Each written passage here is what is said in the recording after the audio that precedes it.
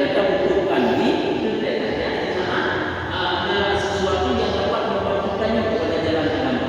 Ini bagikan Allah. Lagi sakit. Ini kalau ada sakit jadi kalau ada ubat, lanjut aja ubat yang sakit rusak itu. Ya, kenapa? Cuma bagikan Allah. Jadi pada terbuka di saat membantu daripada agama menjadi mengarahkan dan kepada yang terbaik apabila membantu kebaikan. Nah, dengan bagaikan penyakit juga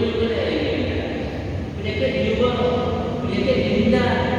Ya, tetap membenci penyakit kita. Yang penting lagi ini terima takdir Tuhan. Di saat Allah Taala tunjuk kepada kita penyakit, kamu ini Tuhan aja. Diri penyakit namanya. Anak hidupnya membadar atau pemberian Tuhan. Nah, kecuali dosa. Nah, jadi kita menghindari karena sebenarnya itu datang dari Allah. Nah, lagi